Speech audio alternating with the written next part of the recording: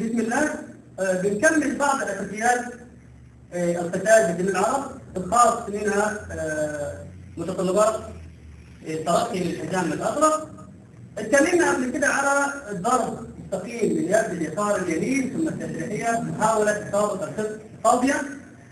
وينتهي معظم اللاعبين او بعض اللاعبين اللي هم دائما اليد اليمين عندهم طويله يمينيين بيلعب اليد اليمين دائما ان اليد اليسار بتكون ضعيفه خاصه في اليد الاماميه. وبيكون في اسباب كثير للضعف منها عدم مسار الحركه للضغط الصحيح ومنها خروج الكتف وعدم ارتباطه بعضلات الظهر وضغط العضلات اللي احنا اتكلمنا عليها واللي بتكون الزاويه منفرجه بين الذراع والصدر وبالتالي برضه بيمتاز الذراع ضعف. فلا بد ان احنا نتابع وننفذ احنا زي ما قلنا انه يكون الزاويه بين الذراع اليسار والصدر زاويه تقريبا عموديه، الكتف ما يطلعش وما ينتصرش عن عضله الظهر، وفي نفس الوقت مسار حركه صحيح. لابد من تدريب معين غلط خاصه الكلام طبعا قلنا المدربين غلط خاصه للمبتدئين. والتدريب ده بنركزه كالاتي: خروج الركبه اليمين اثناء خروج اليد اليسار في نفس الوقت. مسار الحركه هشرحه التالي عند اصطدام القبضه اليسار في الهدف بتكون الركبه ضربت فيه او بنفس مستوى الكوع من الداخل. الركبه تكون بزاويه من داخل الركبه اليمين داخل المرفق اليد اليمين، مره داخل مره خارج، مره داخل مره خارج. هذه كويس. ممكن اكمل بعدها التشريحيه او العموديه 1 2 ثم شعر جاهز. طيب نعيد ونراجع على اساسيات ومتطلبات اركان الحزام ايا كان الحزام الاصفر او الاخضر او الازرق في تنين العرب من البدايه. نراجع مره ثانيه من البدايه. احنا قلنا ان الوقفه لابد ان يكون اليسار جهه اليسار، اليمين جهه اليمين. وقفتي انا كلاعب سواء مبتدئ او متقدم او مدرب ضغط تحليل لعيبه عندي، وقفه رجل اماميه مش رجل يسار تحت رقبه الحزام، رجل او قدم للاعب المنافس تحت رقبه الحزام. خروج اثناء الضربه الاماميه والتقدم ما بيتم يكون للخارج. لنفذ 1. وجوده في الخارج يعني ان مسار الحركه صحيح، زاويه قائمه، ضرب زوجي مضبوط، الرجل الاماميه متنيه للاعب المبتدئ مره ثانيه. طب اذا هو لعب الداخل بشكل خطا 1 اولا وجوده للداخل بيجعل الزاويه هذه غير عموديه وبالتالي في ضعف.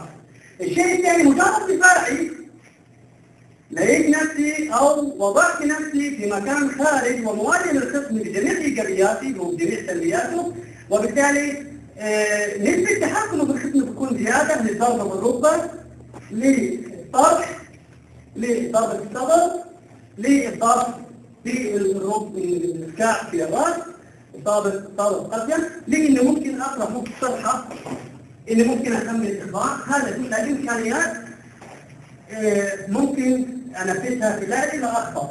بالتالي إذا توزع على اللاعب هو أثناء الخروج إنه يجب خارج خاصة اللاعب المبتدئ، لابد إني أعلم للاعب المبتدئ مسار الحركة صحيح كيف إنه هو يأخذ القوة من الأرض ويتحكم في الأرض. رغم ان المعظم اذا راى الحركه ممكن يقول الحركه هذه تشبه لعبه معينه ونوع معين من العاده القتاليه. احنا قلنا ان احنا لما قلنا سنين العرب وبدانا ننفذ فنيات العرب قلنا ان التفاعلات بعناصر الاداء البدني الموجوده: قوه مميزه بالسرعه، ثبات، توازن، قوه انفجاريه، كسر المسافه اللي يخليني اتحكم في المسافه بينه وبين الخصم، وبالتالي تقريبا ممكن استخدم اشياء تشبه بعض الالعاب القتاليه. فلا بد ان اتميز بجميع المميزات، تحكم في الارض وثباتي تمام. هذا اللي الاشياء ثم بعد كده ادخل على المرونه وصول الاخبار. علشان ابدا افهم للاعب واشرح للاعب مدى اهميه خروجي انا في الدفاع، بقول لك فرض ان الحركه هذه السكين وليست حركه، لابد ان افتح اللاعب بالقبضه بمثابه السكين. اثناء الدفاع علشان ادافع لابد اني اخرج بعيدا عن مسار الحركه. 1 اخرج بعيدا عن مسار الحركه للخارج. طب متى ابدا اقرر الخروج والدفاع؟ سؤال مهم جدا المدرب لازم يفهمه ويفهمه اللاعب. هل ابدا اتخذ قرار الدفاع والخروج جانبا قبل اتخاذ قرار الخصم، وبالتالي هذا اللي بيسبب اخطاء كثيره. نلعب ضد حين لو انا بدات اللاعب لو بدات اتخذ قرار يجب اتخاذه القرار يوجه الحركه اتجاه جديد في مسار الحركه الجديده وبالتالي يوصل. لابد ان يكون خروجي للخصم جاء اتحكم فيه تحكم كامل بعد اتخاذ القرار اللي هي بس قوسين سرعه رد الفعل. عندي مثير حركي متى استجابتي للمثير الحركي بعد اي زمن سرعه رد الفعل تتمثل فيها سرعه رد الفعل في كمين العرض اهو بعد انطلاقه بخرج بعد انطلاقه واتخاذ القرار بخرج جانبا. لما بخرج للجانب هو نفس الحركه مكانها ما تغير. طبعا بنتكلم بزمن سريع جدا وانا بخرج ضغوط. الحركه ما يهمني انا كلاعب مبتدئ وكمدرب اني انهك اللاعب في انتفاع. بطلع طاقه، انا عندي طاقه مطلوب مني طاقه معينه في الهجمه دي بحيث اني ارجع اهاجم على ذات الاشخاص. فلو طلعت كل طاقتي في الدفاع هنا تمام ضيعت اشياء كثير. مسار الحركه عندي مضبوط بعد استطاله بيد اليسار مش بحاول اضغط وادافع اكثر من كده. استطاله بيد اليسار ثم ابدا اتحكم في الخصم في الضرب. لما حكمت في الخصم ورجعت اطلع للامام يجب احاول احافظ عليها بين ذراع اليمين اضرار السيف وبين يد اليسار كده تحكمت ثم ابدا اعمل اطلاق. وفي نفس الوقت اللاعب لازم يسقط سقطه صحيحه. اذا في سكين ببدا اضغط سكين ثم ابدا اعمل اخطاء. يبقى ده التدريب على مسار الحركه الصحيح لاول حركه اساسيه.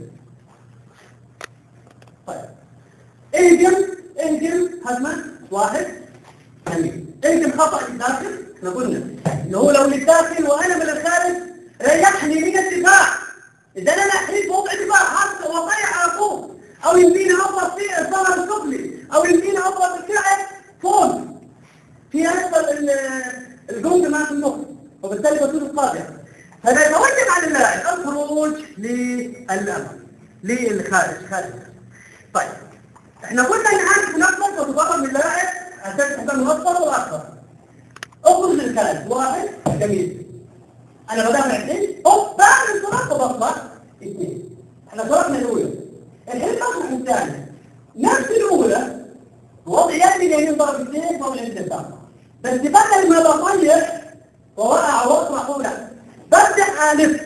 شوفوا النفس ببدا الف وضع استعداد انه وضع استعداد اللي انا بعمل منه وضع الاستعداد بعد التحيه وامسك بيدي اليسار الهدوء والابهام يمسك ظهري ثم حط يدين الابهام حاول تضغط والرجل اليسار. شوف صابع الابهام الرجل اليسار ورا كعبه ثم ابدا اضغط في المنطقه هذه بركبي على خلفيه الساق ثم ارجع من الوضع هذا لوضع الاستعداد. بس بشوف نفسي بالضبط على اسفل الساق وضع ركوب الحصان هنا وضع ركوب الحصان.